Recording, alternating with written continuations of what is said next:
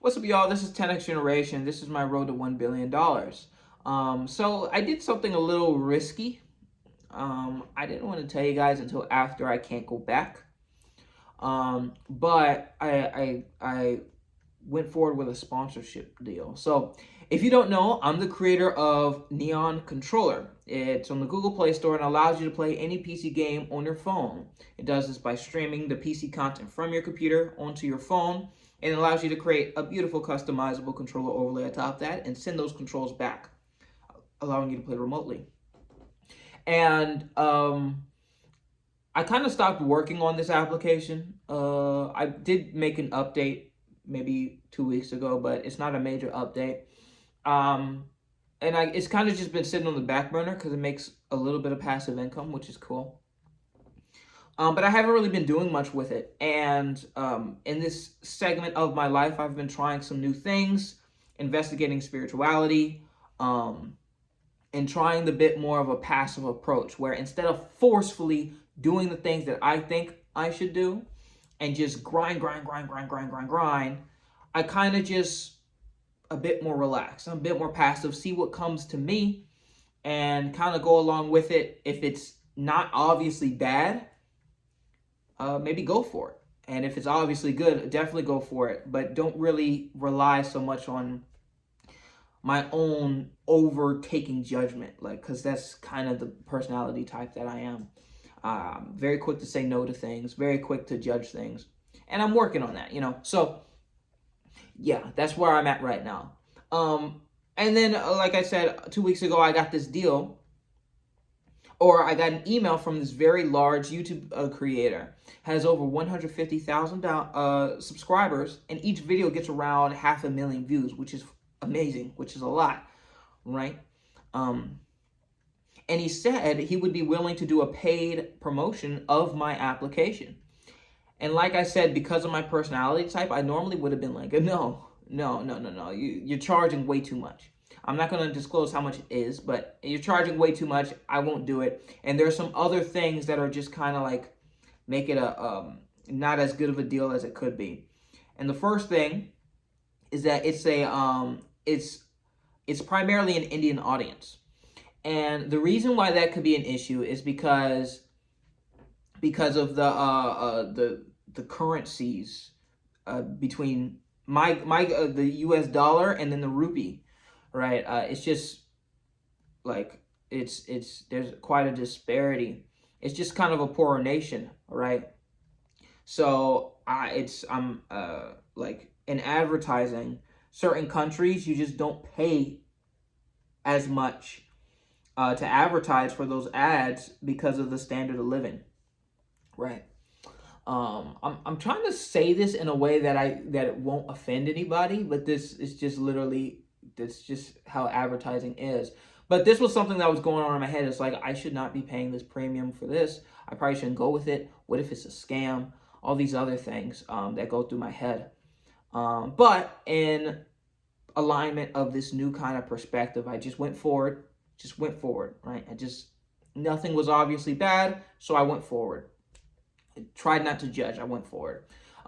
He said need to get paid in crypto. That would be a red flag, but how else would I send them money? So again, I went forward. And this is why I say it's kind of risky. Even my little brother's in business. He has a clothing company. And I think he's for his age, he has a good business mind. He even told me it's kind of a foolish idea. But I was like, I'm just doing it. I'm just going to go ahead and do it. And I sent over the last bit of money today. So we're going to see how it goes. He makes Minecraft content, and I love Minecraft content. And I didn't do it completely. I wasn't completely done with it, because before I paid anything, I asked him to show the actual advertisement. Now, could all this be a scam? It could. It very well could, and that would be a lot of money lost. Could this deal just not be worth it? So let's say he does everything perfectly, but his audience isn't the right audience or something like that, and I lose out on money. That is also true. But in all this, I still get the learning experience. And judging on judging on how good this advertisement does, it will give me future confidence to do other kinds of deals like this, and taking more of a proactive approach. Because this was obviously good, so this is guaranteed to be good, right? And it's not 100% relying on my own judgments and my own whatever. So that's what we're doing. I'll give an update once the video is out and once I get to see the results. Am I excited? Not really. There's a lot of room for losing and there's a lot of room for winning. So I'm just kind of in the middle, just kind of like, we'll see. We'll see. Yeah. So that's that. More on the mental side of things. For the past 2 weeks, I've been reading through the Bible. Now, would not consider myself a Christian because I've never read the Bible. I don't know, like, how am I going to be a Christian? Like, I don't know. I have a belief of God, but it's a little bit different from traditional Christianity as I understand it. But I started reading it pretty much out of boredom. It's like, I don't know, I spend a lot of time on the internet, and it gets to a point where you feel like you've watched every TV show, you've watched every YouTube video, you've read every post. It's like, okay, it's all the same kind of junk. The same ideas recycled. And just out of pure boredom, let's check out the number one book of all time. So I started reading it. And the first thing I noticed is how many names. People name their children after the Bible like crazy. Like 50% of all the people I've ever met, their name is from the Bible. I find that kind of crazy. And it just shows you how pervasive this book is. Also, to go into that point further, it's like, this United States, that book is like everything, right? The presidents have to swear by it before they get signed into office, right? It just seems like for basically what I'm saying, for purely non-spiritual reasons, it seems like a good book to read for just cultural literacy, right? So I started reading through it. The first couple of books are, they don't really align with the idea of God that I've been told, like really at all. Doesn't seem like this really forgiving guy. Not really. People get punished, destroyed, lots of violence, crazy stories that are just completely inappropriate. But the stories are very human, I will say that. The stories are very human and relatable, in a way. Like, with the Hebrews being forced to wander in the woods for 40 years, that relates a lot to, some of my personal experiences where you feel like you've been promised this particular thing, you're waiting for your promised land, yet you're stuck in just this holding bin, and you're being taken care of completely. You're good. You don't have to worry about food. You don't have to worry about water. You have clothes on your back. You're chilling, but you're just kind of lost. And that's kind of the period that I've been in. And this was really why I kept reading it, because that first story, or that's not the first story, but that story particularly resonated with me, because the whole point was to teach them reliance on God, right? And it feels a lot like my current situation. Like, I'm good. Like, the only stress I have is a stress that I place on myself. And that really just comes from the lack of belief of where I'm going, right? So it kind of it's weeding that out of me, right? In a way, right? So that story in particular really resonated with me, and I kept reading from there. But again, what I said about God is like, it's not exactly like the God that I've been told what God is like. But once we get to Job, the tone shifts dramatically. It's no longer like the story of Job is so different from all the other books before it. It's more of a contemplation or an essay or just a meditation on morality. And if you don't know what the book of Job is, basically this guy named Job spelled Job, where he's blameless. He does everything good, yet God allows Satan to completely wreak havoc on his life and took away everything just to see if he would stay faithful. And the rest in the book is basically just him debating with his friends about why God is doing this, and just his thoughts about it. And it's like it's a very relatable kind of argument. Like, when bad things happen, why did this happen to me? What, all these other things, and some of the doubts and things that come through it.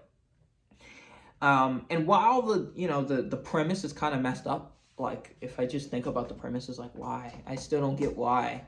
It's just God literally just made a bet with the devil and was like, yeah, let's see if he'll go astray. That is kind of like what, but the human side of it is very interesting. Get to hear all the different arguments. I find that very interesting and it forced me to sit down and kind of just think. But like I said, the tone changes significantly. And after that is Psalms. And that just goes over the different meditations and prayers and songs and stuff that the different kings have spoken or prayed or whatever in the previous stories. And those are also pretty interesting. And those more so resonate with the idea of God that I've been taught. Now, I would say it's kind of a coincidence, but maybe not. Here in this country, the United States, Bible sales have been through the roof. Like 22% for the entire country. It's been up 22%. And I am fitting right along in that segment, and I find that pretty interesting. Like, it's just coincidental, and I think it's kind of just the times we're in.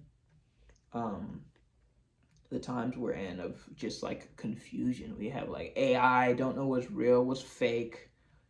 We have just crazy things happening in the world, and we're more aware of it more than ever. And I think for a lot of people are going back to the Bible because it's just there. It's been there. It's always been there pretty much. And it's just, it seems like the obvious place to seek wisdom from. So I find that pretty interesting. So what's my point in making this video? My point, or this segment, my point is basically, I don't do a whole lot during the day. I think a lot. I program a lot. I work with my little brothers with their schoolwork. I hang out with family. I eat and I work out. I don't do a whole lot else. So when I incorporate reading the Bible for a significant period of time, and I'm not reading it, I have the Bible app and it reads to me while I do other stuff, right? But I'm spending quite a few hours a day listening to it. Quite a few hours, like at least 3 hours a day listening to it. I think that's pretty significant. And just because of kind of the vibes around the Bible, I think by the time I finish it, it will have had a significant impression on my mind, and that seems significant in my road to $1 billion. So that's what I'm talking about. I don't really have any full conclusions or anything just yet, or radical new perspectives, but yeah, I just think it's significant to mention in this vlog. So yeah, that's really it. So thank you all so much for watching. This is 10X Generation, and I'll see you guys next time.